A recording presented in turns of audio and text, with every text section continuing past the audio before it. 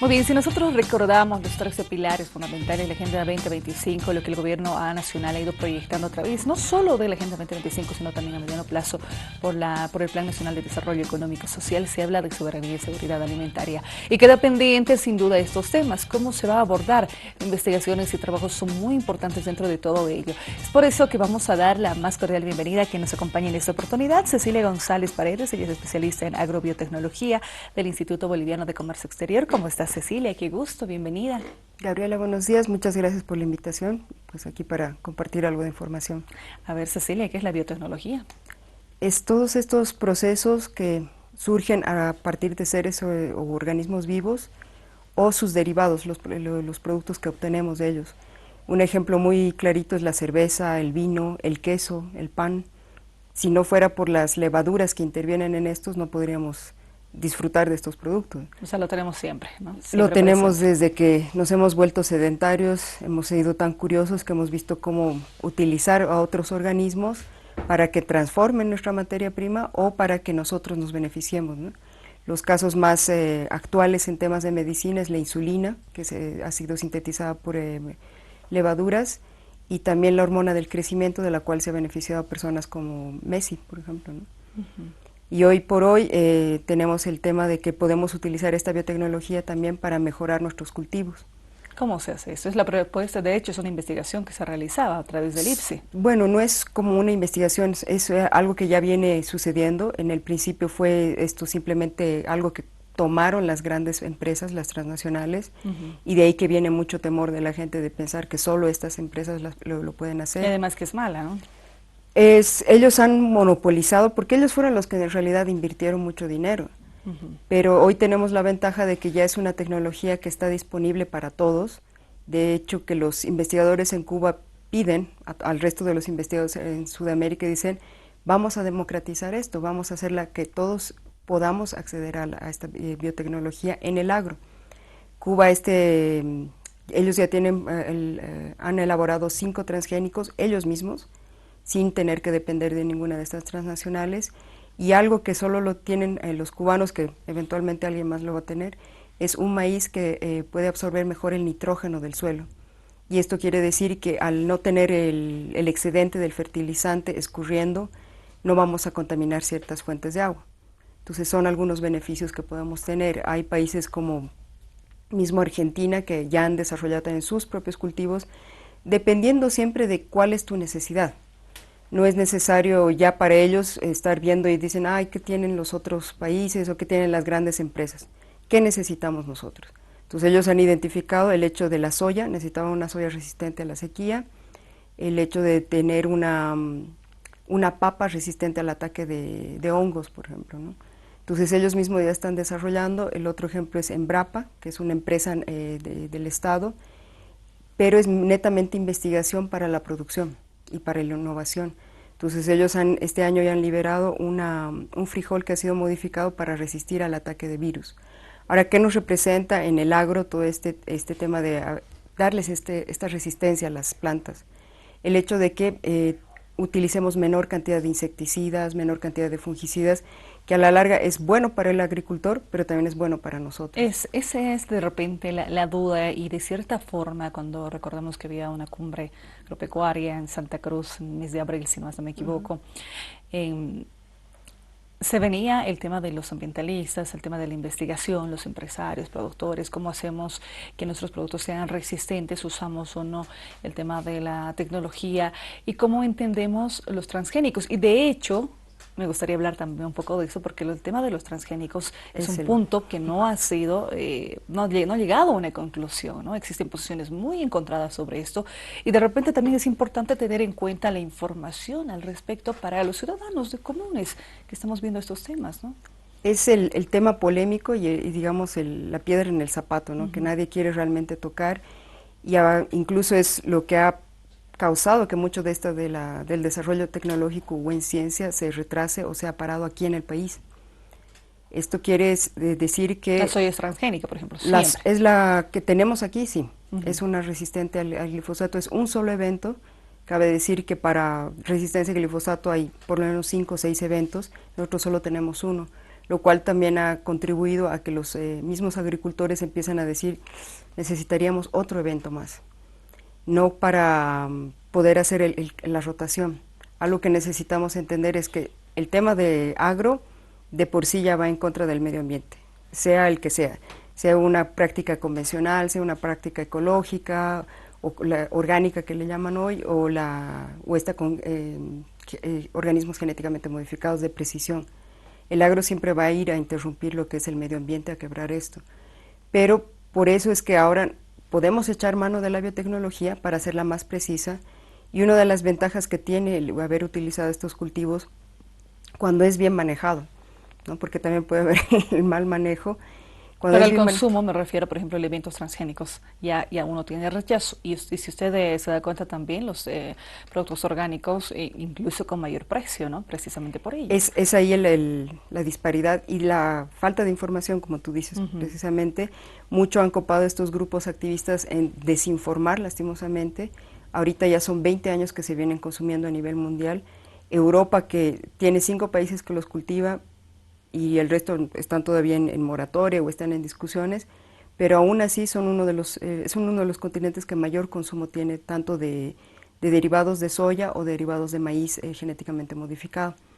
Si tú ves los estudios, puedes comprobar que no hay una relación directa en cuanto a causarte cáncer, obesidad, alergias, ni ningún otro problema en tu salud, ¿no?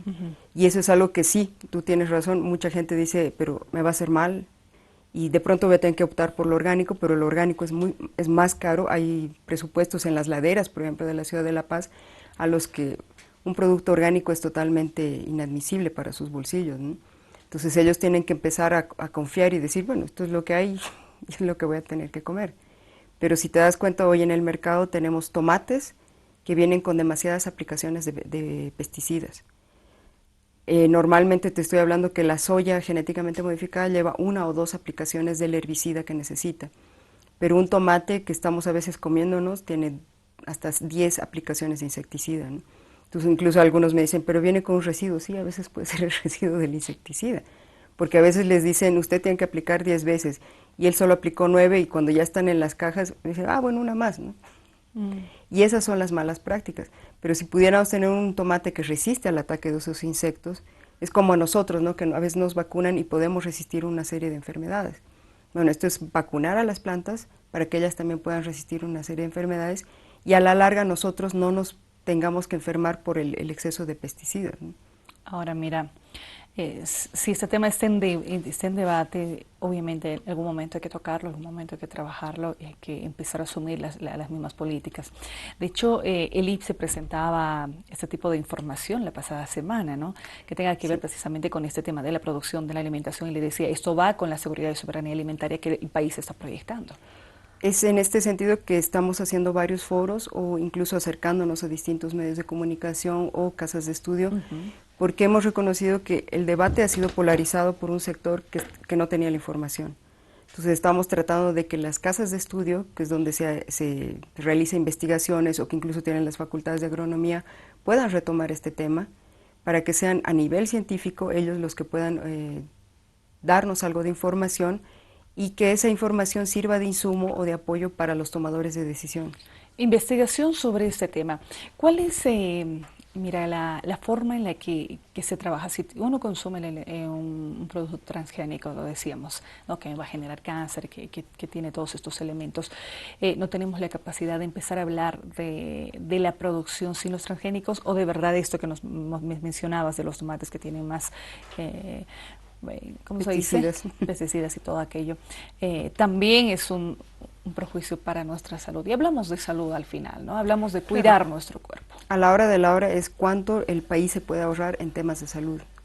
Uno de los casos que citamos constantemente es el hecho de que en Honduras utilizaban la tortilla hecha con maíz normal, pero el maíz normal tiene este ataque del gusano cogollero que, bueno, abre la mazorca, abre las chalas, y esto se puede infectar con hongos. Y los hongos sí producen una toxina que sí es bastante nociva para la salud humana. Entonces las tortillas para el desayuno escolar venían con esta toxina, micotoxinas. Entonces esto para el Estado era un gasto, porque bueno, muchos niños enfermos, incluso madres gestantes que tenían problemas con sus bebés. Cuando ellos decidieron, aprobaron este maíz genéticamente modificado, se evitó ya esta contaminación y a la hora de la hora los niveles de contaminación en los niños en la población escolar han bajado también bastante.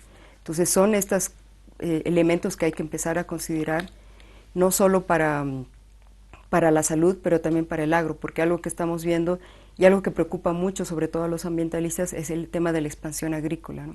Aunque el gobierno les ha retado al sector agropecuario, ¿no? Tenemos que expandir a más hectáreas, creyendo que simplemente por expandir vamos a producir más. No, en realidad tenemos que lograr lo ideal, y yo también soy muy partidaria de eso, es que podamos lograr producir más con lo que ya tenemos, y que sí se puede. Ahora la Para producción, no, sí, ¿no? En el exactamente, espacio en el determinado, que espacio también determinado. hacen eso. Ahora, algo que sí quisiera aclararte es que nos quitemos esa idea de que todo lo que nos comemos ha sido siempre así, ¿no? Venimos modificando genéticamente los alimentos desde que nos hemos vuelto agricultores como sociedad, ¿no? Entonces mucha gente se sorprende cuando le dices el brócoli no existía hace tantos años, ¿no? O el kiwi igual es una fruta nueva, las frutillas en el 1800 recién empezaron a hacer lo que ahora conocemos, ¿no? Es que tenemos esa lectura, ¿no? Los organismos genéticamente modificados no son buenos para la salud, tal cual, así lo entendemos. La única diferencia es que tú estás haciendo una modificación más puntual. Hoy estoy segura que tú comes algo de pan a veces o algún tipo de harina. Bueno, el trigo es uno de esos que hemos modificado, pero con mutación. Esto puede ser con radiación o con agentes químicos bastante fuertes. Y sin embargo, nadie se espanta de esto y los venimos consumiendo desde la década de los 60. Necesita esto un debate, ¿no?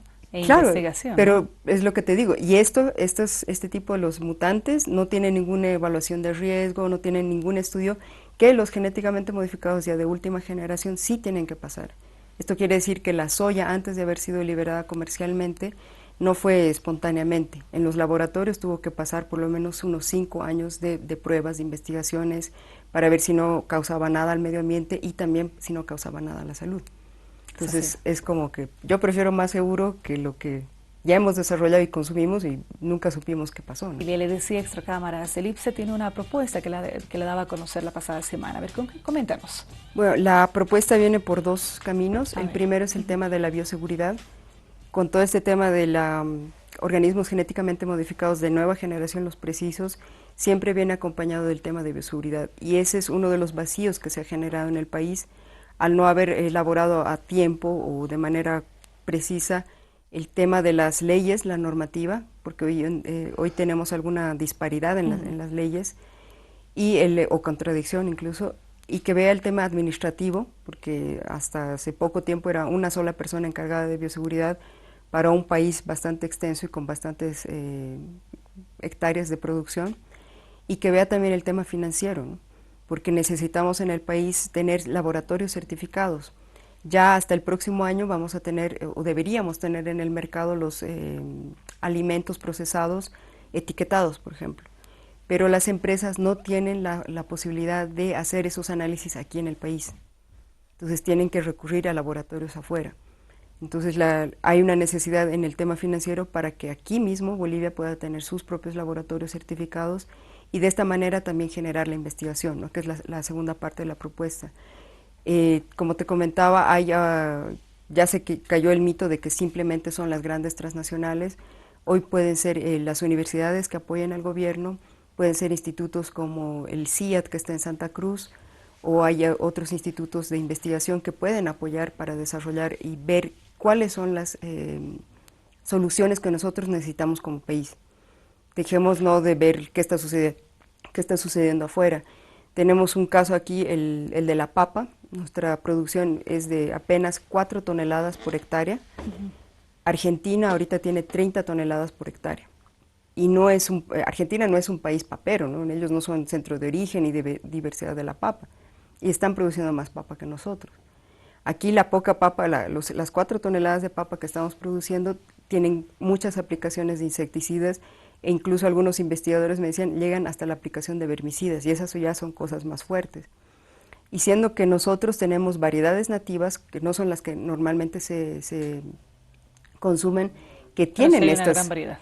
Tenemos una variedad Más de 200 envidiable sabía. y muchas de ellas tienen propiedades de resistencias a hongos, a insectos, a virus, ¿Y por qué no estamos echando mano de nuestras propias variedades para mejorar las papas? Y así evitar el día de mañana estar importando tantos alimentos desde Perú, por ejemplo, ¿no? Y eso eso en realidad va en contra de nuestra seguridad alimentaria. Si nos vamos a volver simplemente importadores, pues No, el día de mañana... que no es el objetivo, además, por No lo es el menos así lo objetivo, ha dado a conocer exactamente. el gobierno, ¿no? Hoy tenemos, ya creo que ha entrado el primer cargamento de maíz. Y en un momento nosotros ya habíamos llegado a ser independientes en la producción de maíz para la alimentación de Estábamos en animales. hasta 40, 60, si no me equivoco, de un 15 que teníamos hace tiempo de Y ahora producción. hemos bajado otra vez por este tema, bueno, uno de las plagas, el tema de el incremento en la temperatura ha generado un nicho excelente para la proliferación de este gusanito y encima la sequía, ¿no? Tenemos ahí esos dos temas. Y afuera, África, países como Kenia, están en la última fase de probar este maíz resistente con tolerancia a la sequía, ¿no? ¿Cómo estamos en investigación en estos aspectos en Bolivia? Estamos, comparativamente, te diría, afuera se han subido a un tren bala, están corriendo, y aquí estamos en una carretita, ¿no? Apenas ni siquiera tirada por bueyes, sino nosotros estamos empujando la carreta. He hablado con varios investigadores que tienen ganas de hacer más cosas, no simplemente utilizar la transgénesis, hay otras metodologías incluso más precisas, donde, como Por te digo, ejemplo. es la cisgénesis, zinc fingers, talents, hay diferentes metodologías, donde tú ya no tienes que prestarte ni siquiera de otro organismo, tú simplemente ves dentro del gen de lo que está sucediendo en ese organismo y ya sabes qué activar o qué desactivar para darle resistencia a algo o que pueda generar algo, ¿no? Entonces, los investigadores acá me dicen, estamos de manos atadas porque no tenemos la parte regulatoria que nos respalde y que diga, ok, señores, pueden hacer esto bajo tales condiciones. Y segundo es que ellos están utilizando las técnicas del pasado, ¿no? Hacer un mejoramiento de alguna especie o de algún cultivo te tarda 8, 10 años y ahorita tiempo es lo que nos está empezando a pisar, ¿no? Porque este tema del cambio climático va a empezar a generar mayor variabilidad tanto en precipitación como en temperatura. Como que lo hemos vivido, ¿no? Fíjate, una sequía tan fuerte en el país, 142 municipios, el último dato que tenemos del viceministerio. Y esto es solo el inicio, porque este fenómeno de la niña se ve que se ha adelantado, entonces no sabemos cómo vamos a terminar este periodo, ¿no? Entonces aparentemente vamos a tener incluso mayor sequía, ¿no? Entre escasez, otros años el tema de demasiadas precipitaciones. Sí, va a haber de pronto que al próximo año el niño nos trae más lluvias e inundaciones inesperadas, entonces muchos cultivos se van a anegar, por ejemplo, y se van a echar a perder. Y paradójicamente yo les preguntaba a algunos productores, porque tenemos un maní que no es el comercial, que tiene una resistencia a la humedad.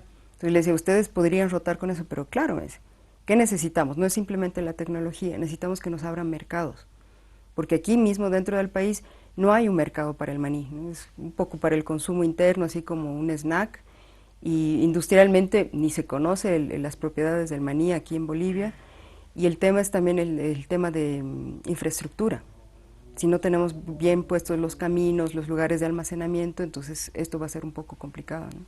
Cecilia, para cerrar, tiene que profundizar la investigación, ¿no? Y estos aspectos que nos mencionabas, y creo que lo importante dentro de todo ello, y con eso cerramos también la entrevista, es empezar estos debates, ¿no? Y que se conozcan pros y contras, las características, y que en la población nosotros podamos tener también esa información correcta, porque ese tema se tiene que abordar sin duda alguna, está como pendiente. Está pendiente, pero la propuesta es que sea abordado por gente que trabaja en ello y dejémonos de los mitos o los miedos y empecemos a acceder y a buscar estas fuentes de información, ¿no? Cecilia, muchas gracias por habernos acompañado. Gabriela. Está con nosotros Cecilia González, especialista del Instituto Boliviano de Comercio Exterior. Nosotros finalizamos hoy la entrevista. Muchas gracias por su atención. En instantes la primera edición de Noticias con Sara y Moros. Buenos días, permiso.